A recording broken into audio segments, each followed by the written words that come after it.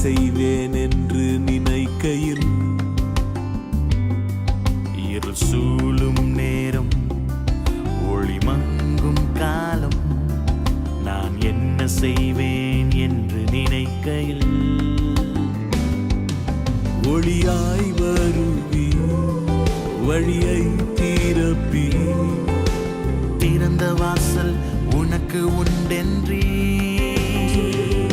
திறந்த வாசல் எனக்குண்டு, திறந்த வாசல் எனக்குண்டு, திறந்த வாசல் எனக்குண்டு, திறந்த வாசல் எனக்குண்டு.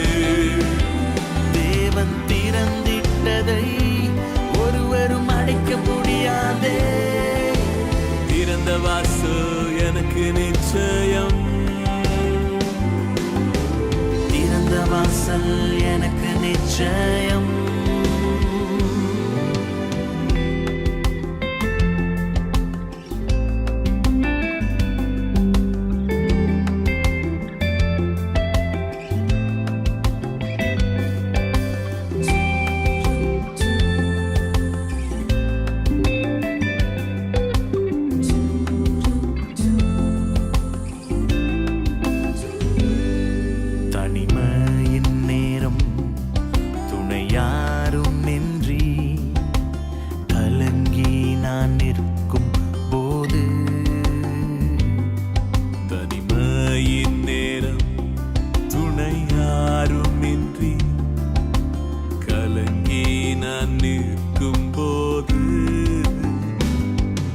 பயம் வேண்டாம் என்று பலன் தந்திடுவே, அதிசயங்கள் கண்டிடச் செய்வி,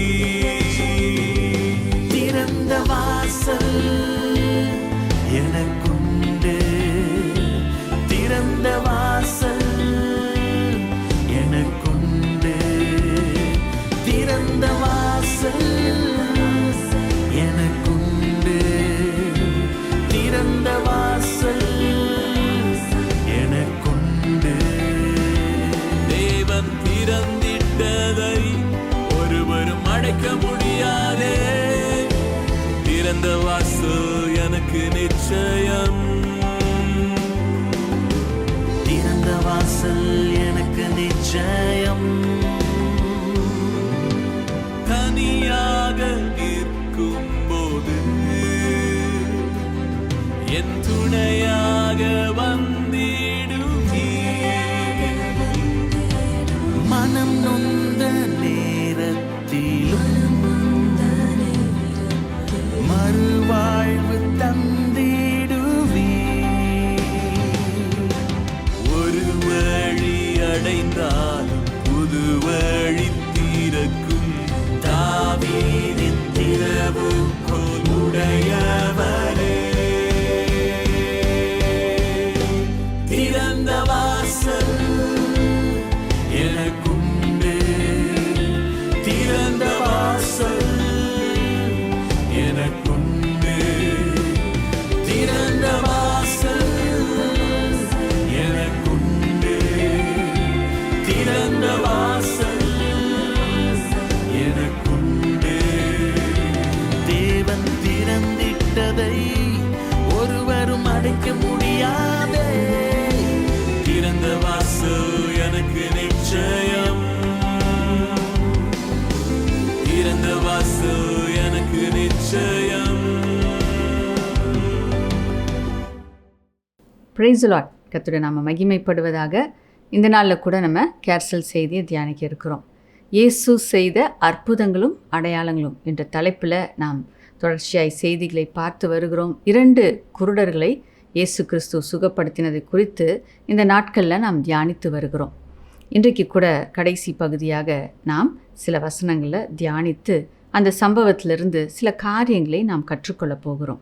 நம்முடைய வாழ்க்கையில் நாம் செயல்படுத்தும்படியாக, இயேசுவை போல நாமும் இந்த பூமியில் வாழும்படியாக, இயேசுவுக்காக வாழும்படியாக நாம் இந்த சம்பவத்திலிருந்து, இந்த 2 நபர்களுடைய வாழ்க்கையிலிருந்தும் இயேசு கிறிஸ்துவுடைய வாழ்க்கையிலிருந்தும் நாம் கற்றுக்கொள்ளப் போகிறோம்.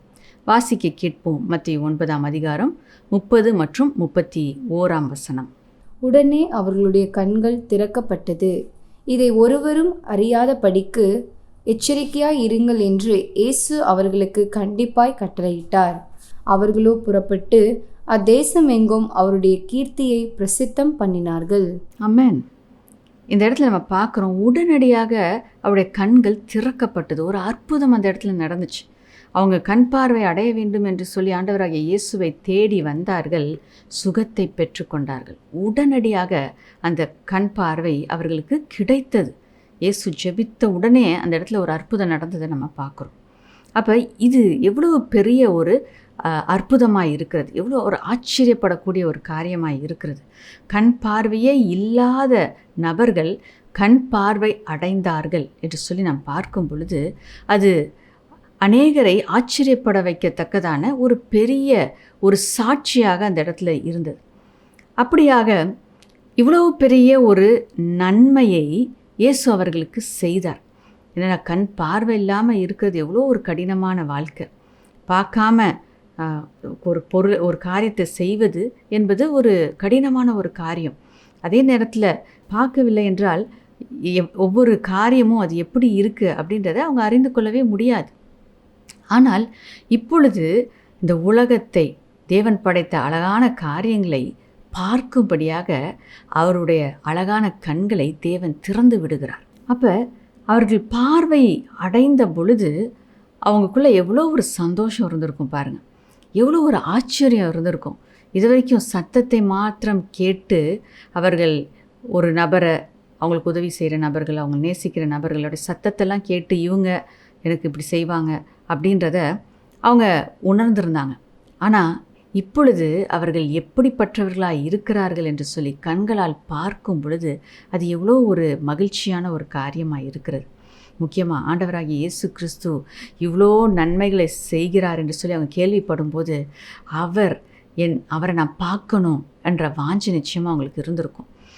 அவரிடத்துல வந்து அவர்கள் அந்த சுகத்தை பெற்றுக்கொண்ட பொழுது இயேசு எப்படி இருக்கிறார் என்று பார்க்கத்தக்கதான பாக்கியத்தை அவர்கள் பெற்றுக்கொண்டார்கள். அப்போ எனக்கு சுகம் கொடுத்தவரை நான் பார்க்குறேன் அப்படின்னும் போது அது எவ்வளோ ஒரு சந்தோஷத்தையும் ஒரு மகிழ்ச்சியும் அவங்க இருதயத்தில் கொடுத்துருக்கோம் அப்படின்னு சொல்லிட்டு நம்ம யோசித்து பார்க்கலாம். தேவன் அப்படிப்பட்ட நிறைவான சந்தோஷத்தையும் மகிழ்ச்சியும் நமக்கு கொடுக்க விரும்புகிறார். அவர் நம்மை நேசிக்கிற தேவன். நம்முடைய வாழ்க்கையில் எப்படிப்பட்ட சூழ்நிலையில் நம்ம இருந்தாலும், நீங்கள் எப்படிப்பட்ட சூழ்நிலையில் இருந்தாலும் சமாதானம் இல்லாமல், சந்தோஷம் இல்லாமல், ஒரு பிரச்சனையின் மத்தியில், ஒரு சூழ்நிலையின் மத்தியில், ஒரு நெருக்கத்தின் மத்தியில் எனக்கு சமாதானமே இல்லை, எனக்கு சந்தோஷமே இல்லை, நிம்மதி இல்லை, தூக்கம் இல்லை, இப்படியாக தவித்து கொண்டு இருக்கிற நீங்கள் இயேசுவை சந்திப்பீர்கள் என்றால் இயேசு உங்களுக்கு சமாதானத்தையும் சந்தோஷத்தையும் விடுதலையும் அவர் கொடுக்கிறவராய் இருக்கிறார். கண் பார்வையில்லாத சூழ்நிலையிலிருந்து அவர்களை இயேசு கண் பார்வையடைய செய்தார். அவர்களை விடுவித்தார். இருளில் இருந்த அந்த ஜனங்கள் எல்லாமே இருளாக தான் இருக்கும். மற்றவங்களுக்கெல்லாம் வெளிச்சமாக இருக்கிற நேரமும் இருளாக தான் இருக்கும், இருளின் நேரமும் அவங்களுக்கு இருளாக தான் இருக்கும். அவங்களுக்கு வித்தியாசமே இல்லை. அப்படி இருந்த அந்த ஜனங்களை ஆண்டவராகிய இயேசு கிறிஸ்து விடுவித்ததை நாம் பார்க்கிறோம். இன்றைக்கு உங்களுடைய வாழ்க்கையில் எனக்கு வெளிச்சமே இல்லை, நம்பிக்கையே இல்லை, எல்லா இடமும் இருளாக இருக்குது, திகிலாக இருக்குது, பயமாக இருக்குது, கலக்கமாக இருக்குது, வேதனையாக இருக்குது, போராட்டமாக இருக்குது அப்படின்னு நீங்கள் யோசித்து கொண்டு இருப்பீர்கள் என்றால் தேவன் உங்களை விடுதலை செய்கிறவராய் இருக்கிறார். நிச்சயமாய் தேவன் உங்களை விடுதலை செய்வார். நீங்கள் அவரை போய் சந்திக்கும்போது, அவர்கிட்ட நீங்கள் கேட்கும்போது அவருடைய விடுதலையை நிச்சயமாய் நீங்கள் பெற்றுக்கொள்வீர்கள். ஆகையால் இந்த சம்பவத்தில் அப்படியாக அவர் பெற்றுக்கொண்டதை நாம் பார்க்கிறோம். அப்போ அவர்கள் பெற்றுக்கொண்ட உடனே ஆண்டவராகிய இயேசு கிறிஸ்து ஒரு காரியத்தை அவர்களுக்கு சொல்லுகிறதை நாம் பார்க்கிறோம். என்ன சொல்கிறார் அப்படின்னு பார்க்கும்போது, இதை குறித்து யாரிடத்திலும் சொல்லாதபடிக்கு ஜாக்கிரதையாக இருங்கள் என்று சொல்லி ஒரு கட்டளையை கொடுக்கிறார் என்று சொல்லி நம்ம பார்க்குறோம். சொல்கிறது கூட இல்லை, இயேசு கிறிஸ்து என்ன பண்ணுறாரா, அவர்களுக்கு கட்டளை கொடுத்தார் என்று சொல்லி நம்ம பார்க்குறோம். கண்டிப்பாய் சொன்னார். அப்போ இந்த இடத்துல பார்க்கும்போது ஏன் ஆண்டவராகிய இயேசு கிறிஸ்து அப்படி சொல்ல வேண்டும் என்கின்ற ஒரு கேள்வி எழும்புகிறது. அதே நேரத்தில் இவ்வளவு கண்டிப்பாக ஆண்டவராகிய இயேசு கிறிஸ்து அவர்களுக்கு சொல்லியும் அவர்கள் அதை செய்யவில்லை என்பதும் ஒரு ஆச்சரியத்துக்குரிய ஒரு காரியமாக இருக்குது. ஏன்னா இயேசு தான் அவர்களுக்கு விடுதலை கொடுத்துருக்கார், இயேசு தான் கண் பார்வையை கொடுத்துருக்கிறார். இப்போ அவர் சொன்னதை எப்படி இவங்களால் செய்யாமல் இருக்க முடிஞ்சிச்சு? ஏன்னா ஒருத்தவங்க நமக்காக நன்மை செய்கிறாங்க அப்படின்னும் போது அவங்க என்ன சொன்னாலும் நம்ம கேட்போம். அதுதான் மனிதனுடைய சுவாபம் இல்லைங்களா? ஆனால் இந்த இடத்துல ஆண்டவராகிய இயேசு கிறிஸ்துவும் கண்டிப்பாக சொல்கிறாரு, இதை குறித்து நீங்கள் யார்கிட்டையும் சொல்லக்கூடாது அப்படின்னு சொல்கிறார். அது மட்டும் இல்லை, அவர்களும் அந்தபடியே ஆண்டவராகிய இயேசு கிறிஸ்துடைய வார்த்தையின்படி நான் வாழணும், நான் கீழ்ப்படியணும் அப்படின்னு சொல்லிட்டு அவங்க நினைத்தால் கூட அவர்களுக்கு தேவன் செய்த அந்த நன்மை அதை கடந்து சென்று அவர்களால் அந்த சந்தோஷத்தை, அந்த மகிழ்ச்சியை மற்றவங்களிடத்தில் தெரியப்படுத்தாமல் இருக்க, அதை மூடி வைக்க முடியவில்லை. அதை நம்ம பார்க்குறோம். ஸோ முதலாவது நம்ம பார்க்க போகிற காரியம், ஏன் ஆண்டவராகிய இயேசு கிறிஸ்து மற்றவங்ககிட்ட இதை நீ சொல்லாத அப்படின்னு சொல்லி கண்டிப்பாக சொல்கிறார். அப்போ அதுக்கு பின்னணியில் என்ன இருக்குது, ஏன் அவர் அப்படி சொல்லணும் அப்படின்னு சொல்லிட்டு நம்ம பார்ப்போம் என்றால், முதலாவது ஆண்டவராகிய இயேசு கிறிஸ்து பிதாவாகிய தேவனுடைய சித்தத்தை மாத்திரம் நிறைவேற்ற வேண்டும் என்பது தான் அவருடைய ஒரே குறிக்கோளாய் இருந்தது. ஏனென்றால் அவர் பார்க்குறோம், தேவனுடைய சித்தத்தை செய்வது தான் எனக்கு ஆகாரம் அப்படின்னு அவர் இன்னொரு இடத்துல அவர் சொல்கிறத நம்ம பார்க்குறோம். அப்போ இந்த இடத்துல அவருடைய நோக்கம், அவருடைய எண்ணம் எல்லாமே பிதாவுடைய நோக்கத்தை நான் என் வாழ்க்கையில் நிறைவேற்ற வேண்டும். பிதாவாகிய தேவன் என்னை எதற்காக இந்த பூமிக்கு அனுப்பினாரோ அதை நான் நிறைவேற்றி முடிக்க வேண்டும் என்ற ஒரே குறிக்கோளை உடையவராக ஆண்டவராகிய இயேசு கிறிஸ்து வாழ்ந்தார். அதற்கு சாட்சியாக தான் இந்த சம்பவம் இருக்கிறது. ஏன் அப்படின்னு சொல்லி பார்க்கும்போது, அப்படியாக இவர்கள் போய் எல்லாரிடத்துலையும் சொன்னால் அந்த புகழ், அவருடைய கீர்த்தி, இவ்வளோ வல்லமை உள்ளவர் என்பது எல்லாருக்கும் தெரிய வரும். அப்போ எல்லாருக்கும் தெரிய வரும் பொழுது அந்த இடத்துல தேவன் நோக்கம், எதற்காக இயேசு கிறிஸ்து இந்த பூமிக்கு வந்தார், தன்னுடைய ஜீவனை நமக்காக பலியாக கொடுக்கும்படியாக, பரிசுத்த பலியாக, ஜீவ பலியாக அவரை ஒப்பு கொடுக்கும்படியாக அவர் வந்தவராய் இருக்கிறார். அவர் ஆட்டுக்குட்டியாகிய தேவனாய் இருக்கிறார். நமக்காக பலியாக்கப்படும்படியாக அவர் கடந்து வந்தவராய் இருக்கிறார். நம்முடைய பாவங்களிலிருந்து நம்மை மீட்டு எடுக்க வேண்டும், பிதாவோடு இருக்கிற உறவை புதுப்பித்து கொடுக்க வேண்டும், ஒரு நம்பிக்கையை கொடுக்க வேண்டும், ஒரு எதிர்காலத்தை உண்டு பண்ண வேண்டும் என்று சொல்லி அந்த நோக்கத்தை நிறைவேற்றுவதற்காக தான் இயேசு வந்தார் என்பதை அவர் தன்னுடைய மனதில் ஆழமாய் பதித்து வைத்து கொண்டு, அதை நிறைவேற்றுவதற்கு நான் என்ன செய்யணுமோ அதை மாத்திரம் நான் செய்ய வேண்டும் என்று அவர் பிரயாசப்படுகிற தேவனாக இருந்தார். மற்றவங்க அப்படியாக அவர் புகழ் கீர்த்தி பரவும் போது என்னாகும், சிலுவையில் அறைங்க அப்படின்னு சொல்கிறதுக்கு யாரும் இருந்திருக்க மாட்டாங்க. எப்படி இவ்வளவு வல்லமை உள்ளவர், இவ்வளவு நன்மை செய்கிறவர், இவ்வளவு அற்புத அடையாளங்களை செய்கிறவர், அவரை எப்படி சிலுவையில் அறைங்கன்னு சொல்லிட்டு அவங்களால சொல்ல முடியும்? ஆகையால் தான் அப்படிப்பட்ட ஒரு சூழ்நிலை உண்டாகிவிடக்கூடாது என்பதற்காக ஆண்டவராகிய இயேசு கிறிஸ்து தன்னுடைய புகழ் பரவாதபடிக்கு, தன்னை குறித்த காரியங்கள் அநேகரும் அறிந்து கொள்ள கூடாது என்பதற்காக தேவனுடைய திட்டம் ஒரு தடையாய், தேவனுடைய திட்டத்திற்கு இது ஒரு தடையாய் மாறி போகக்கூடாது என்பதற்காக ஆண்டவர் கண்டிப்பாய் அவரிடத்துல இந்த காரியத்தை சொன்னார். அப்போ இங்கே பாருங்கள், தன்னை குறித்து ஆண்டவராகிய இயேசு கிறிஸ்து இந்த இடத்துல சிந்திக்கவே இல்லை. பிதாவின் நோக்கத்தை நான் நிறைவேற்ற வேண்டும், ஸோ அதற்கு நான் என்ன செய்யணும் என்பதை மாத்திரமே அவர் சிந்திக்கிறவராக இருந்தார். நாமும் கூட நம்முடைய வாழ்க்கையில் நாம் சிந்திக்க வேண்டிய காரியம், நம்முடைய வாழ்க்கையை குறித்து நாம் அநேக காரியங்கள் வைத்திருந்துக்கலாம், திட்டங்கள் வைத்திருக்கலாம். ஆனால் நாம் அறிந்து கொண்டு செயல்பட வேண்டிய காரியம் என்னவென்றால், உங்களை குறித்து தேவன் என்ன திட்டம் வைத்திருக்கிறார். ஏனென்றால் ஆண்டவராகிய இயேசு கிறிஸ்துவை குறித்து பிதா வைத்திருந்த திட்டத்தை அவர் ஆரம்ப நாட்களிலிருந்து அறிந்திருந்தபடியினால் அதற்கேற்றபடி தான் அவர் தன்னுடைய வாழ்க்கையை வாழ்ந்தார். பிதாவுக்கு அப்படியே அவர் கீழ்ப்படிந்தார். அங்கே சிலுவை மரணத்திற்கு தன்னை ஒப்பு கொடுத்தார். அது அவ்வளவு கடினமாய் அவருக்கு இருந்தாலும், என்னுடைய சித்தத்தின்படி அல்ல, உம்முடைய சித்தத்தின்படி ஆக கடவது என்று சொல்லி தன்னை முற்றிலுமாய் ஒப்பு கொடுத்தார். இந்த பாத்திரம் அது நான் சுமக்க முடியாத, அது வேதனை நிறைந்த பாத்திரமாக இருக்கிறது, என்னை விட்டு இது நீங்க கூடுமானால் இதை என்னை எடுத்து போடுங்க, என்னை நீக்கி போடுங்க அப்படின்னு சொல்லிட்டு அவர் கதறினார். ஆனால் கூட ஒப்பு கொடுத்தார். அப்போ பாருங்கள், அந்த ஒப்பு கொடுத்தல், தேவ சித்தம், பிதாவின் சித்தத்தை நிறைவேற்றுவதற்கு முற்றிலுமாய் தன்னை ஒப்பு கொடுத்த ஆண்டவராகிய இயேசு கிறிஸ்துவை பிதாவானவர் எல்லா நாமங்களுக்கும் மேலான நாமமாக உயர்த்தி வைத்தார். ஆகையால் நாமும் கூட பிதாவின் சித்தத்தை அறிந்து அவருடைய சித்தத்துக்கு நாம் விட்டு கொடுக்கும்போது, அது கடினமாக இருந்தாலும், அது நீங்கள் எதிர்பார்த்த காரியமாக இல்லாமல் மாறுபட்ட காரியமாக இருந்தாலும், உங்கள் விருப்பத்திற்கு மாறான காரியங்களாக இருந்தாலும், நீங்கள் ஆண்டோடைய சித்தத்துக்கு ஒப்பு கொடுக்க, உங்களை தாழ்த்த, அவருடைய சித்தம் உங்கள் வாழ்க்கையில் நிறைவேற நீங்கள் உங்களை சரண்டர் பண்ணும்போது, உங்களை விட்டு கொடுக்கும் பொழுது நிச்சயமாய் அதன் பலனை உங்கள் வாழ்க்கையில் நீங்கள் பார்ப்பீங்க. நீங்கள் விரும்புகிறபடி, உங்கள் சித்தத்தின்படி, உங்கள் திட்டத்தின்படி உங்கள் வாழ்க்கையை நீங்கள் அமைத்து வைத்து நீங்கள் அதை செயல்படுத்துவதை பார்க்கிலும் பிதாவின் திட்டத்திற்கு உங்களை விட்டு கொடுக்கும்போது அதில் இருக்கிற ஆசீர்வாதம் உங்கள் திட்டத்திற்கும் பிதாவாகிய திட்டத்திற்கும், பிதாவாகிய தேவன் உங்களுக்காக வைத்திருக்கிற திட்டத்திற்கும் எட்ட முடியாத உயரமாய் இருக்கிறது.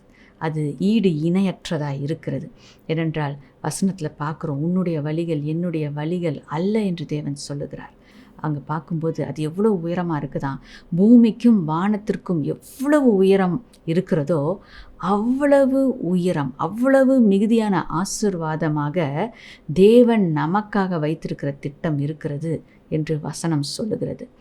நம்முடைய திட்டங்கள் எல்லாம் இங்கே மேலோட்டமாக ஒரு சின்ன அளவுக்கு நாம் உயரும்படியாக, நம்முடைய நோக்கங்கள் எல்லாம் ஒரு குறிப்பிட்ட அளவுக்கு நாம் ஆசீர்வதிக்கப்பட வேண்டும் என்று தான் நம்முடைய பார்வை இருக்குது. நம்மளுடைய பெஸ்ட் இமேஜினேஷன் அதுவே தேவனுடைய பார்வையில் மிகவும் அற்பமானதாய், சிறியதாய் இருக்கிறது. ஏனென்றால் தேவன் உங்களை குறித்து உங்களுக்காக வைத்திருக்கிற திட்டம் அது ஒப்பிட முடியாத அளவுக்கு உயரமாக இருக்கிறது. அது பாருங்கள், வானத்தை யாராவது தொட முடியுமா? அது போயிட்டே இருக்கும். அதுபோல் தேவன் உங்களுக்காக வைத்திருக்கிற வாழ்க்கை அது மிக மிக மிக உயர்ந்த வாழ்க்கையாக இருக்கிறது. ஆகையால் பிதாவானவருக்கு ஆண்டவராகிய இயேசு கிறிஸ்துவே தன்னை ஒப்பு கொடுத்து அவருடைய திட்டத்தை நிறைவேற்றும்படியாக தனக்காக சுயமாக எதையும் அவர் செய்யாமல் வாழ்ந்தார். ஆகையால் அவரிடத்திலிருந்து, இயேசு கிறிஸ்துவனிடத்திலிருந்து நாமும் அதை கற்றுக்கொண்டு பிதாவாகிய தேவனுடைய திட்டத்தை நாம் நிறைவேற்ற நம்மை நாம் ஒப்பு கொடுப்போம் என்றால் நிச்சயமாய் நம்மையும் தேவன் உயர்த்தி அழகு பார்த்து மகிழுவார். நாமும் கூட அந்த உயரமான உன்னத ஸ்தானங்களுக்கு கடந்து சென்று அவர் வைத்திருக்கிற அந்த மேன்மையான ஆசீர்வாதங்களை நாம் அனுபவிக்கும் போது தான் நமக்கு புரியும், ஐயோ என்னுடைய திட்டம் எவ்வளோ கீழே இருந்துச்சு, ஆனால் தேவன் என்னை எவ்வளவாய் உயர்த்தி வைத்திருக்கிறார். அது கீழ்ப்படிதல்னால நமக்கு கிடைக்கிற பலனாக இருக்கிறது. நம்முடைய திட்டத்தை லெட் கோ என்று சொல்லி நாம் விட்டு தேவன் வைத்திருக்கிற திட்டத்தை சுகந்தரித்து கொள்ளும்படியாக, அது கடினமாக இருந்தாலும் பிரயாசம் அதிகமாக இருந்தாலும் அதை நாம் வாஞ்சித்து அதை நாம் பெற்றுக்கொள்ளும்போது அதில் இருக்கிற மகிமையே அது வித்தியாசமான மகிமையாய் இருக்கிறது. ஆகையால் முதல் காரியம், ஆண்டவராகிய இயேசு கிறிஸ்து அப்படியாக கடினமாய் அது ஜாக்கிரதையாய் இருக்கும்படியாக அவர் கட்டளையிட்டதற்கு காரணம் தேவனுடைய திட்டம் மாத்திரம் நிறைவேற வேண்டும் என்பதற்காக. மனிதனுடைய திட்டங்கள் அல்ல, மனிதன் தன்னை உயர்த்துவதற்காக அல்ல. தேவன் உயர்த்தப்பட வேண்டும், தேவனுடைய நோக்கங்கள் நிறைவேற வேண்டும், தேவனுடைய திட்டங்கள் நிறைவேற்றப்பட வேண்டும். உங்களை குறித்து தேவன் வைத்திருக்கிற திட்டத்தை நிறைவேற்ற உங்களை நீங்கள் ஒப்புக்கொடுங்க. கர்த்தருடைய மேன்மையான ஆசீர்வாதங்களை நிச்சயமாக நீங்கள் பார்ப்பீங்க. ரெண்டாவது காரணம் நாம் பார்க்கும் பொழுது, மனிதன் புகழ்ச்சியை விரும்புகிறான். ஒரு சின்ன காரியம் செஞ்சாலும் நீங்கள் இப்படி பண்ணீங்க அப்படி பண்ணீங்க அப்படின்னு சொல்லிட்டு மனிதர்கள் புகழ வேண்டும் என்று எதிர்பார்க்கிறார்கள். இப்போ பாருங்கள், இந்த சோஷியல் மீடியாவில் நம்ம அதிகமாக பார்க்குற காரியம், ஃபோட்டோஸை போடுறது, போஸ்ட்டை போடுறது, அதை சில வீடியோஸை அப்லோட் பண்ணி அவங்க எதிர்பார்க்குற காரியம் என்ன? எல்லாரும் அவங்கள குறித்து நல்லதாக பேசணும், அவங்க நல்லா செஞ்சுருக்காங்கன்னு சொல்லணும், அவங்கள உயர்த்தணும், அவங்கள புகழணும். அந்த புகழ்ச்சியை தான் இந்த உலகம் நாடுகிறது. மனிதர்கள் என்னை குறித்து நல்லா பேசணும், உயர்த்தி பேசணும், எனக்கு இவ்வளோ லைக்ஸ், எனக்கு பாருங்கள் எத்தனை பேர் என்னை பார்க்குறாங்க, என்னை ஃபாலோ பண்ணுறாங்க, என்னுடைய காரியங்களை அவங்க கவனிக்கிறாங்க அப்படின்னு சொல்லுவதை மனிதர்கள் எதிர்பார்க்கிறார்கள். ஆனால் ஆண்டவராகிய இயேசு கிறிஸ்து பாருங்க, எவ்வளவு பெரிய காரியத்தை செய்திருக்கிறார். ஆனால் இதை ஒருவரும் அறியாதபடிக்கு எச்சரிக்கையாய் நீங்கள் கவனமாக இருங்கன்னு ஆண்டவர் சொல்கிறார். அப்போ அந்த இடத்துல பார்க்குறோம், தன்னை குறித்து தான் உயர்த்தப்பட வேண்டும், மனிதர்கள் என்னை புகழ வேண்டும், அப்படிப்பட்ட எண்ணமே ஆண்டவராகிய இயேசு கிறிஸ்துவுக்கு சுத்தமாக இல்லவே இல்லை என்பதை நாம் நிச்சயமாய் பார்க்க முடிகிறது. அப்போ அவருடைய வாழ்க்கையிலேருந்து நம்ம கற்றுக்கொள்ள வேண்டிய காரியம், இந்த புகழ்ச்சி இது வீணானது. இந்த புகழ்ச்சி நம்மை ஒரு நாள் உயர்த்தும், மறுநாள் கீழே தள்ளிவிடும். ஏனென்றால் ஆண்டவராகிய இயேசு கிறிஸ்து மனிதர்களை குறித்து அவர் அறிந்திருக்கிறார். இந்த மனிதர்கள் என்னை புகழ்ந்து பேசுவதை நான் விரும்பாதபடிக்கு தேவன் என்னை உயர்த்தும்படியாக அவர் கையில் ஒப்பு கொடுக்கிறேன் என்று இயேசு கிறிஸ்து ஒப்பு கொடுத்ததை நாம் பார்க்குறோம். ஏன் அப்படின்னு பார்க்கும்போது அந்த இடத்துல நாம் பார்க்குற காரியம், மனிதர்கள் இன்றைக்கி புகழ்வாங்க, நாளைக்கு அப்படியே மாறுதலாய் பேசுவார்கள். இன்றைக்கி இருக்கிற மனிதர்கள் நாளைக்கு அப்படியே நம்ம பற்றி தவறாக பேசுவாங்க. இன்றைக்கி நான் இதை செய்வேன் அதை செய்வேன், நீங்கள் இப்படி அப்படி அப்படின்னு உங்களை உயர்த்துகிற மனிதர்கள் நாளை தினத்தில் அவர்கள் அப்படியே இருப்பார்கள் என்று சொல்ல முடியாது. மனிதர்கள் மாறுகிறவர்கள், அவருடைய வார்த்தைகள் மாறுகிறதா இருக்கிறது. ஆண்டவராகிய இயேசு கிறிஸ்து ஒருவர் மாத்திரமே நேற்றும் இன்றும் என்றும் நாளைக்கும் அவர் மாறாதவராய் இருக்கிறார். ஆகையால் அவருடைய வார்த்தையை தான் நம்ம பற்றி கொள்ள வேண்டும், மனிதருடைய வார்த்தைகள் அல்ல. மனிதர்கள் இன்றைக்கி புகழ்கிறதுனால நம்ம மேலே உயர்ந்த போகிறது கிடையாது. கர்த்தர் நம்மை உயர்த்தாவிட்டால் நாம் உயர்த்தப்படவே முடியாது. மனிதன் தான் எவ்வளவுதான் தன்னை உயர்த்தி கொள்ள வேண்டும் என்று முயற்சி செய்தாலும் உயர்வு கர்த்தரிடத்திலிருந்து வருகிறதாய் இருக்கிறது. என்னென்றால் பார்க்குறோம், குதிரையோ யுத்த நாளுக்கென்று ஆயத்த பண்ணப்படும், ஜெயமோ கர்த்தரால் வரும். ஜெயம் கொடுக்கிறவர் நம்முடைய கர்த்தர் ஒருவரே. ஆண்டவராகிய இயேசு கிறிஸ்து ஒருவரே நமக்கு ஜெயத்தை கொடுக்கிறவர், நம்மை உயர்த்துகிறவர். மனிதர்களை சார்ந்து மனிதர்கள் சொல்லுகிற வார்த்தையை கேட்டு அதை நம்பி அதன்படி செய்கிறவர்கள் அவர்கள் வீழ்ந்து போகிறார்கள், கைவிடப்படுகிறார்கள், அவர்கள் சிக்கிக்கொண்டு தவிக்கிறார்கள். அவர்களை மீட்பதற்கு யாரும் இல்லாத சூழ்நிலை இருக்கிறது. ஆகையால் தான் மனிதனுடைய வீணான புகழ்ச்சிக்கு இடம் கொடாதிருப்பீர்களாக. இன்றைக்கி ஆஹா ஓஹோ உங்களால் செய்ய முடியும் அப்படின்னு சொல்லிட்டு நிறைய கடனை வாங்க வைத்து சில தொழில்களை செய்ய உற்சாகப்படுத்திவிட்டு அவங்க காணா போயிடுவாங்க. ஒரு பிரச்சனையில் அந்த கடனை திரும்ப அடைக்க முடியாமல் பிஸ்னஸ் ஓடாமல் நீங்கள் தவிக்கும்போது அவங்க உதவிக்கு உங்கள் கூட வந்து நிற்க மாட்டாங்க. ஆனால் நம் தேவன் அவர் எப்பொழுதும் நம்மை நேசிக்கிறவர். அவருடைய வார்த்தை சுத்தமானது. அவர் சொன்னார்னா அதை செய்வார். நான் உன் கூட இருந்து உன்னை கடைசி வரைக்கும் நான் கைவிட மாட்டேன்னு சொன்னார்னா அவர் கூட இருந்து கைவிடாமல் இந்த ஆபத்தான சூழ்நிலையில், இந்த வீழ்ந்து போன சூழ்நிலையிலும், இந்த நெருக்கமான சூழ்நிலையில், இந்த கடன் தொல்லையின் மத்தியிலும் அவர் கைவிடாமல் உங்களை தூக்கி எடுத்து உங்களை மேன்மைப்படுத்துகிற தேவனாய் இருக்கிறார். ஆகையால் தேவனுடைய வார்த்தைக்கு முக்கியத்துவத்தை கொடுப்போம். தேவன் கொடுக்கிற ஆலோசனையின்படி நடக்க தீர்மானிப்போம். மனிதர்கள் சொல்லுகிற புகழ்ந்து பேசுகிறதுனால அதன்படி நாம் அதை நம்பி தீர்மானங்களை எடுக்காதிருப்போமாக. தேவனுடைய வார்த்தை சொல்லுகிறபடியாக நாம் தீர்மானங்களை எடுப்போம் என்றால் வெற்றி வாழ்க்கையை நிச்சயமாய் நாம் வாழ முடியும். இங்கே நம்ம பார்க்குறோம், வீணான புகழ்ச்சி அது ஒரு பிரயோஜனத்தையும் உண்டு பண்ணுகிறது அல்ல.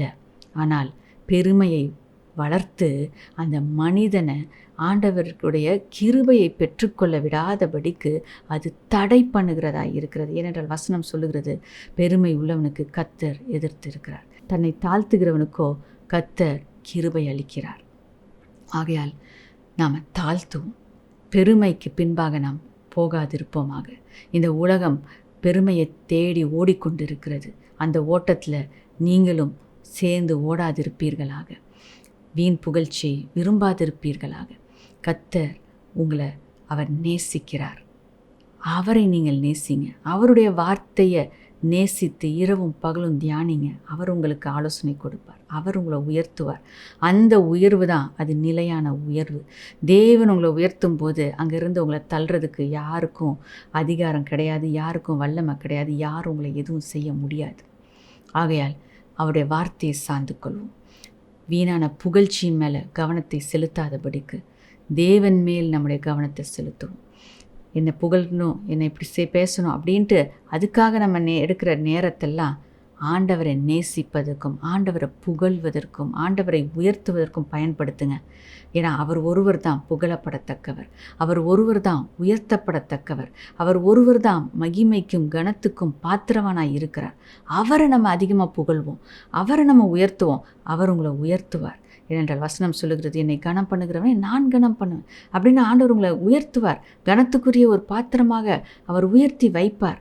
அந்த ஸ்தானத்திலையும் அவரையே நாம் உயர்த்த வேண்டும். ஆண்டவர் என்னை உயர்த்திட்டார் அப்படின்னு பெருமைக்கு இடம் கொடுத்துறாதீங்க. ஆண்டவர் உங்களை உயர்த்தும் போது அநேகர் வருவாங்க, வந்து உங்களை புகழ்வாங்க. ஜாக்கிரதையாக இருங்க, ஞானமாக இருங்க.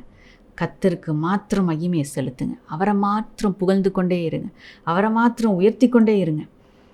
கர்த்தர் உங்களை ஆசீர்வதிப்பார், அந்த ஸ்தானத்தில் உங்களை நிலைநிற்க செய்வார். அங்கே மனிதர்களை குறித்து ஆண்டவராகிய இயேசு கிறிஸ்து அறிந்திருந்தார். இன்றைக்கி உங்களுக்காக நான் உயிரையே கொடுப்பேன் அப்படின்னு சொன்ன பேதுரு என்ன செய்தார்? வாசிக்க கேட்போம். மத்தேயு 26 34, 35 நம்ம வாசிக்க கேட்கலாம். இயேசு அவனை நோக்கி, இந்த ராத்திரியிலே சேவல் கூவுகிறதற்கு முன்னே நீ என்னை 3 தரம் மறுதலிப்பாய் என்று மெய்யாகவே உனக்கு சொல்லுகிறேன் என்றார். அதற்கு பேதுரு, நான் உம்மோடே மரிக்க வேண்டியதாயிருந்தாலும் உம்மை மறுதலிக்க மாட்டேன் என்றான். சீஷர்கள் எல்லாரும் அப்படியே சொன்னார்கள். இங்கே நம்ம பார்க்கும்போது ஆண்டவராகிய இயேசு கிறிஸ்து பேதுரை பார்த்து சொல்கிறாரு, இந்த இரவில் நீ என்ன பண்ணுவேன், நான் 3 தடவை மறுதலிப்ப அப்படின்னு சொன்னப்போ பேதுரு சொல்லுகிற காரியம், நான் உயிரே போனால் கூட நான் என்ன பண்ண மாட்டேன், உங்களை நான் மறுதலிக்க மாட்டேன் அப்படின்னு அவர் சொல்கிறார். அதே போல் தான் எல்லா சீஷர்களும் அங்கே சொல்கிறாங்க. ஆனால் அங்கே சேவகர்கள் வந்து இயேசுவை பிடித்து கொண்டு போன பொழுது எல்லாரும் அங்கு சிதறி ஓடினார்கள், யோவானை தவிர.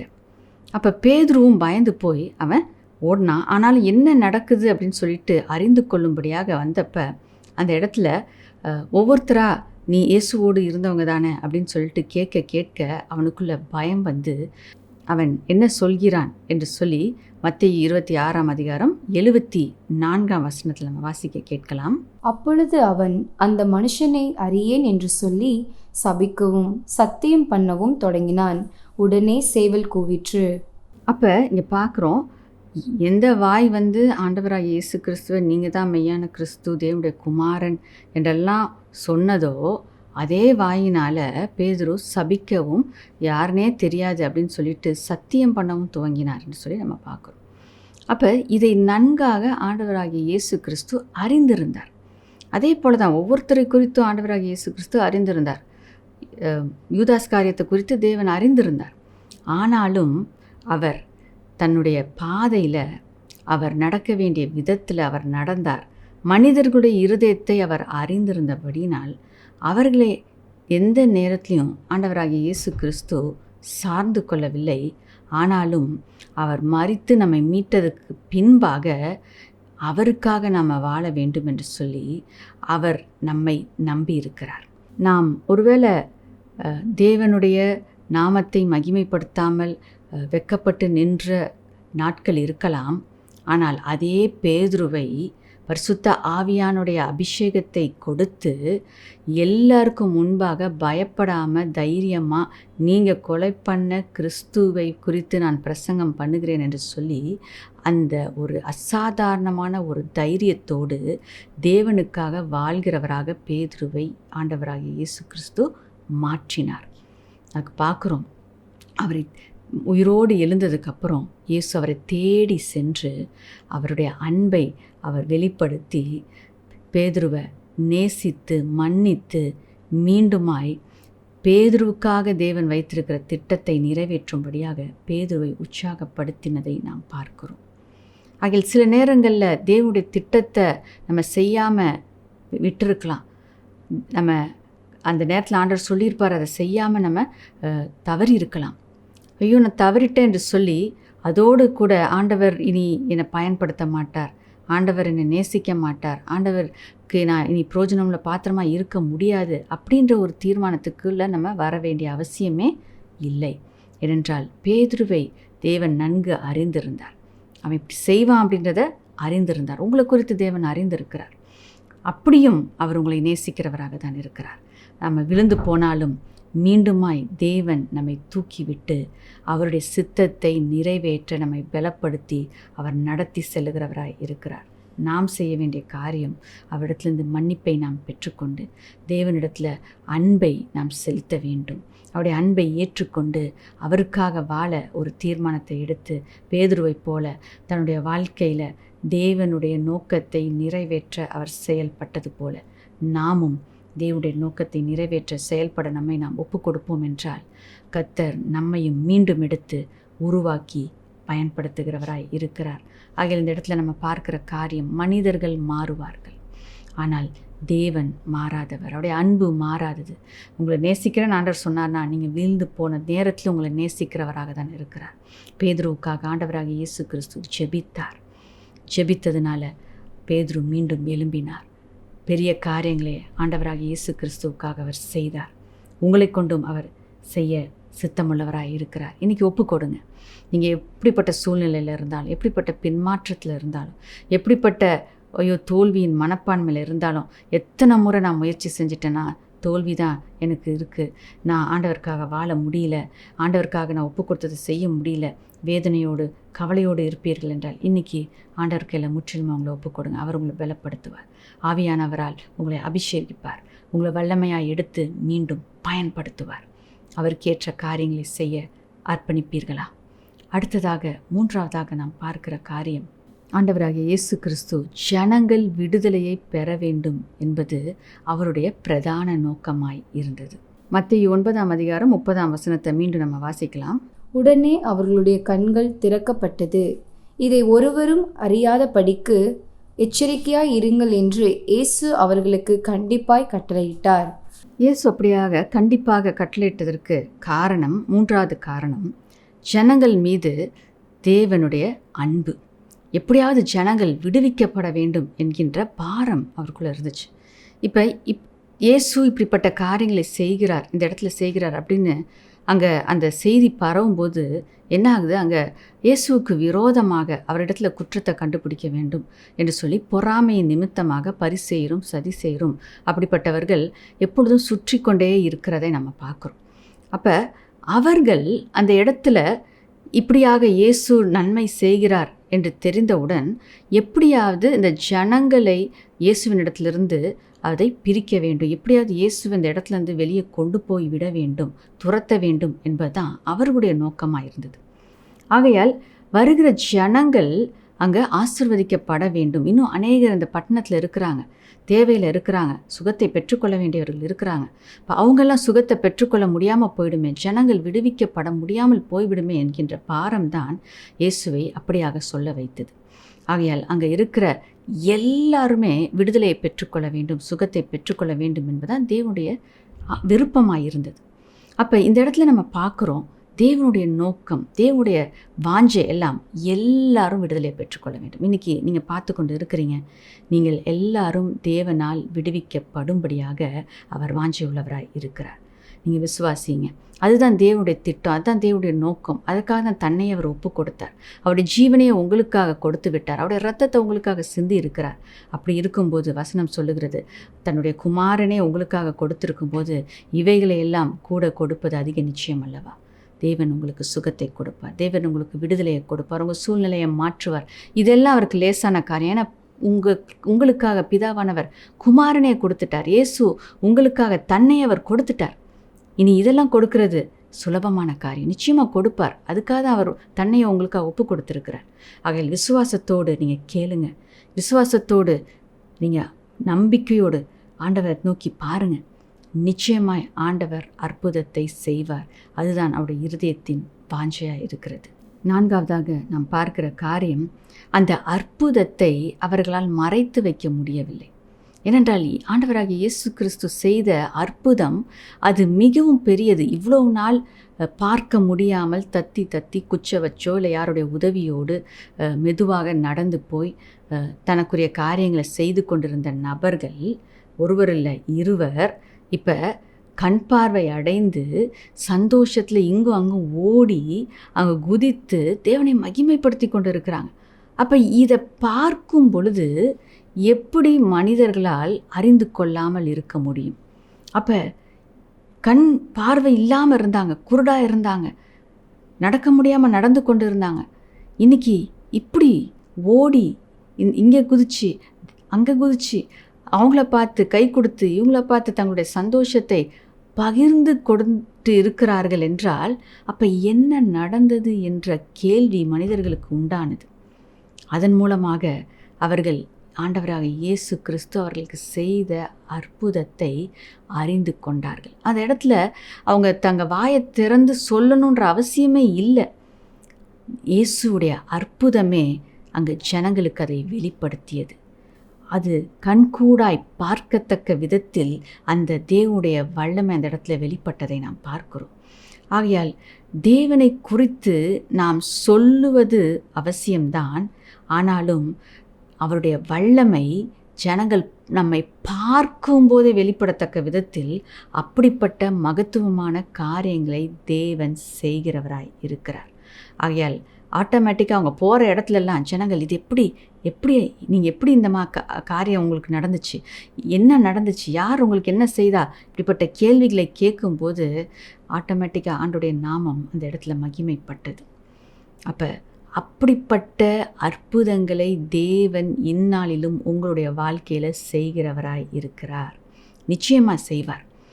ஏன்னா நீங்கள் வாயை திறந்து சொல்கிறதுக்கு முன்பாகவே மற்றவர்கள் பார்க்கும்போதே வித்தியாசத்தை காணுகிற அற்புத அடையாளங்கள் உங்கள் வாழ்க்கையில் நடக்கும்.